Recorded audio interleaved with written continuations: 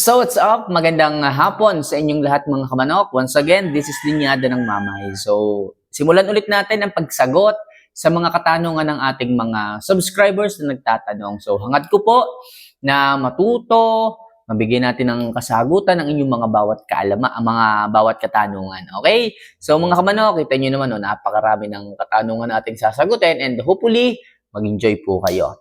Lagi ko po sinasabi at hinihiling mga kamanok, if ever na nagugustuhan nyo po yung mga ganitong klaseng video, mga content na ginagawa, huwag nyo sanang kalimutan na mag-subscribe, mag-like, at mag-comment din po dito ng inyong mga bawat katanungan na gustong malaman. So wala naman po yung bayad, kaya regalo nyo na sa akin. Okay? Kung nagawa nyo na po yan, maraming salamat at simulan na po natin ang ating topic ngayong araw na to.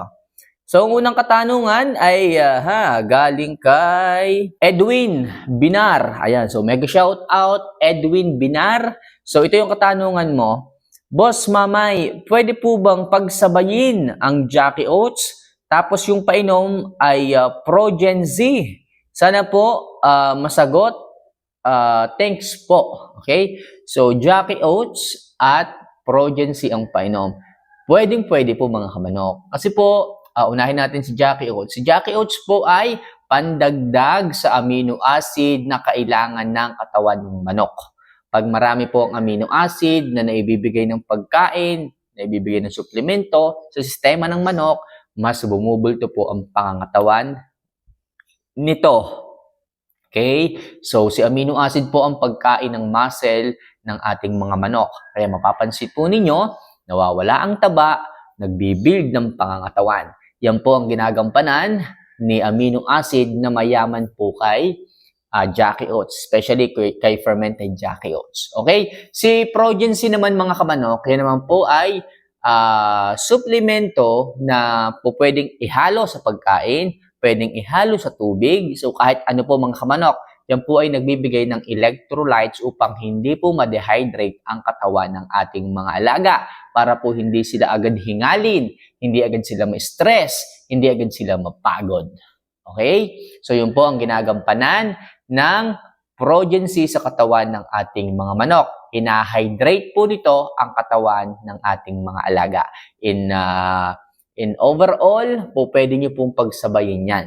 Pero, ang advice ko, pakainin mo muna kasi hindi makakain ng Jackie Oats habang umiinom.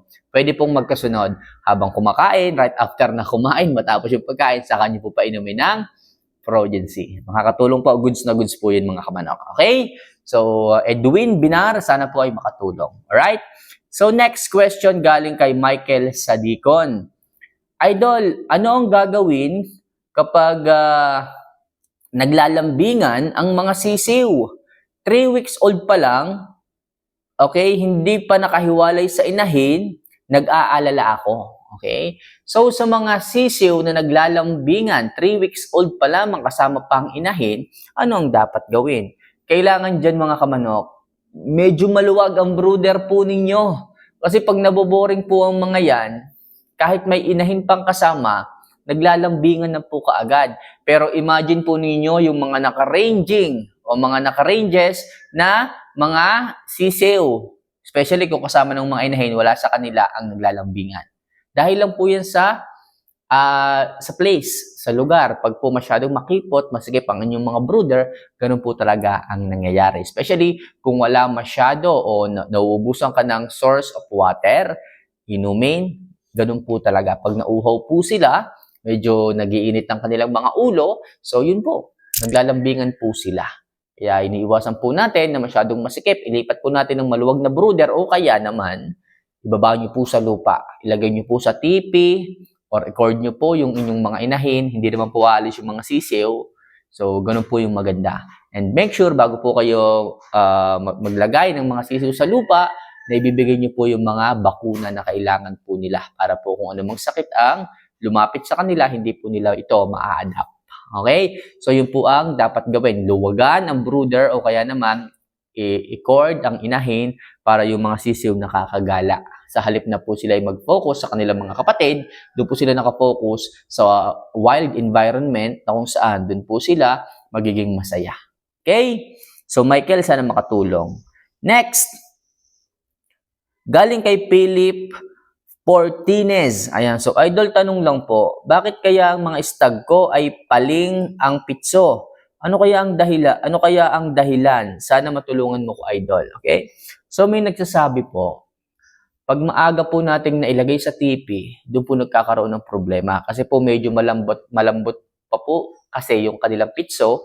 So, pag po sila sumahapon, doon po tumutukod sa pinaka dapuan nila. So, yun po yung kanilang paliwanag dyan. Pero hanggang ngayon, hindi ko pa rin to makita kung anong dahilan.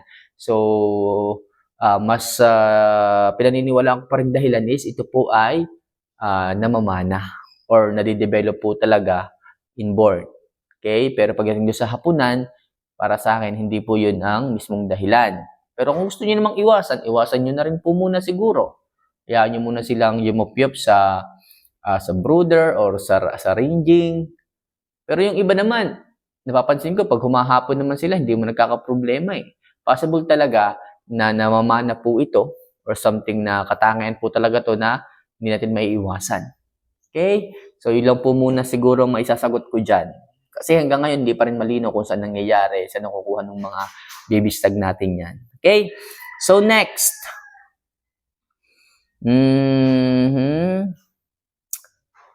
Ito. Idol, galing kay Ner Conseja. Idol, itong manok ko. Pinurga ko naman, pero ayaw pa rin kumain. Tinatawag sa inahin at tinatapon lang din. Okay. O stag na ayaw talaga masyadong kumain, tinatawag pa ng inahin o tumatawag pa ng inahin tapos tinatapon yung pagkain. Anong dapat gawin? Pag po ganyan mga kamanok, may problema po yan sa appetite. Okay? Yung akin dito mga kamanok, kung makikita ninyo, once na binigyan mo siya ng pagkain, hinahagis ko pa yan sa lupa mismo, pag may lumapit sa kanya, it's either inahin or mga sisew, pinapaalis niya. Bakit ganun? Kasi nga po, ang gusto niya siya lang yung kumain. Nandun yung appetite ng manok. Anong dapat gawin kapag ganyan? Ang gawin mo pag ganyang kamanok, i-priming mo muna ulit. Baka kasi wala siyang ganang kumain kaya nagtatawag siya ng inahin. Sa halip na siya ang kumain, nakapokus siya sa pagkain, mas gusto niyang tawagin kasi hindi niya gustong kainin yon. Wala siyang gana. So, purgahin mo muna ulit, paliguan mo ulit, bigyan mo ng injectable supplements, and i-develop mo yung appetite ng manok. So, manok, paano i-develop yung appetite? Huwag ka masyadong sumobra ng pagkain. Sa tuwing siya ay magtatawag, bawasan mo yung pagkain niya hanggang sa maubos niya. Ngayon, pag nakikita mo na habang binabawasan mo yung dami, inuubos niya na, next meal, dagdagan mo ng paunti-unti. Okay? Kita mo, mabilis siyang kumain, inuubos na niya kasi mataas yung appetite. Kasi pag kukunti yung kinain ng manok, tumataas yung appetite. Mas nangangailangan siya ng maraming pagkain, nakapokus siya sa pagtuka, sa pagkain. So, wala nang time para palapitin pa niya yung ibang mga manok. Yun ang ginagawa ko.